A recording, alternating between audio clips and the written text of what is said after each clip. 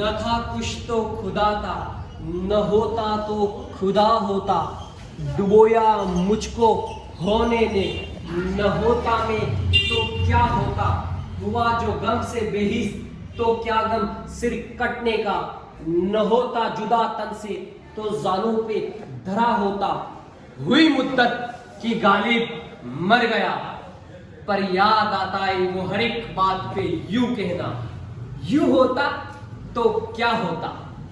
नमस्कार, आदाब, सत श्री अकाल, खमागणी दोस्तों, मैं जगवीर सिंह कानावत और मेरे साथ मित्र कैमरामैन कुणाल उपाध्याय।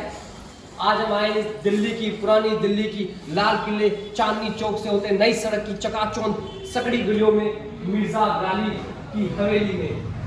आप मिर्जा गालिब के जन्म, मृत्यु, इन सब से तो कहीं से भी मुखातिब हो सकते हैं, लेकिन हम आज आपको कुछ इनके उन किस्सों से, उन जगहों से वाबस्ता कराएंगे, रूबरू कराएंगे जो कि गालिब को छूते थे कहीं, और गालिब जिनसे कहीं जुड़े हुए थे और गालिब जी में जिए। तो आइए हम आपको बताते हैं मिर्जा गालिब, जो उर्दू दुनिया के और जिंदगी की जो तमाम बातों पे लिखी जाने वाली शायरियां हैं, उन सबको लिखने वाले मिर्जा गालिब।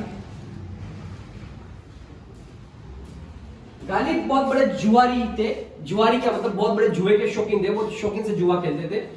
तो ये चौसर इस पे पास है, इस पे गालिब ने बड़े जुए खेले हुए हैं, और गालिब जुआ खेलना बहुत पसंद करते थे अपने दोस्तों के साथ। और जब उस वक्त जब अंग्रेज हुकूमत आई थी और मुगल बादशाह के बादशाह सफर के कवि भी थे गालिब, तो उनके वक्त उन्होंने जो अंग्रेजों ने बंद करा दिया था जुए खेलने पर, तो गालिब को आते थे, पकड़ के भी ले जाते थे, लेकिन गालिब बड़े बेफिक्र इंसान थे और बड़ी बेताशा से बोलकर निकल जाते थे। अब दूसरा देखिए, शतरंज की भी बड़े शौकीन थे गालिब। तीसरा आप देख सकते हैं गालिब को दीवान गालिब, दीवान मतलब संग्रह, गालिब की गजलों का संग्रह, गालिब अपनी गजलों के संग्रह, या गालिब का गजल का संग्रह जो कि प्रिंट हो गया आया था, और गालिब ने इसके लिए काफ़ी मशक्क़त करी थी, इसको प्रिंट, इसकी छपाई के लिए काफ़ी इल्तिजा करी, काफ़ी कोशिशें करी, तो कहीं जहाँ पर छपा था। यहाँ पर आप दूसरा भी देख सकते हैं, और यही पुराने ज़माने के बर्तन। गालिब के लिए बारे में कहा जाता है सुकनवर यानी शायर। तो अब सुनिए, हे और भी दुनिया में सुकनवर बहुत अच्छे, कहते हैं कि गालिब का अंदाज बया है, और जो अंदाज बया और उस और में बहुत कुछ है। गालिब के जो एटीट्यूड था शायरी प्रेजेंट करने का, काफी उम्दा था, आला था। ये एक और दीवान गालिब, इसी का पार्ट समझ सकते हैं आप। और ये गालिब की तमाम किस्सों से भरी, ये मिर्जा गालिब शराब और हुक्के दोनों के बड़े शौकीन थे। तो गालिब यहाँ पर हुक्का भी पीते थे और शराब भी पीते थे। गालिब के शराब से रिलेटेड एक किस्सा सुनाता हूँ, वही आप देखिए।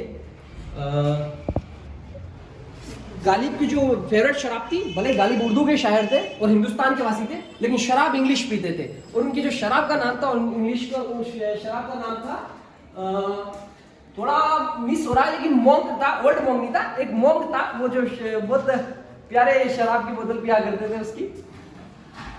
उसके बाद में आप आइए, टॉम मोंग करके उस बोतल का नाम था। ये मिर्जा गालिब की प्रतिमा आपके सामने समक्ष पेश है।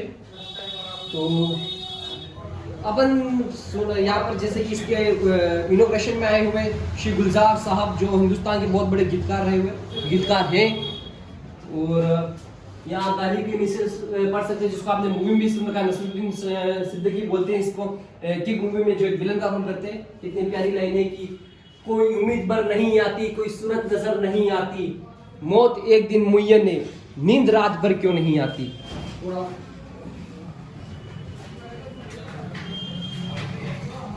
तो गालिब की जो शराब का किस्सा था वो यूँ था कि गालिब को 6 महीने में एक साथ पेंशन मिलती थी। तो गालिब 6 महीने की पेंशन लेकर मेरठ चले जाते थे, और मेरठ से बड़ी मशहूर शराब बनती थी वहाँ से, तो गधे पर पूरी लाद कर दोनों तरफ शराब लेकर आ जाते थे उनकी पेंशन की। तो अपने यहाँ तक आते ही उनकी बेगम कहती थी कि ये क्या सारे पैसे शराब पे बर्बाद कर दिए, पीने का इंतजाम कर दिया, अब खाने का क्या। तो गालिब कहते थे पीने का इंतजाम मैंने कर दिया और खाने का खुदा करेगा।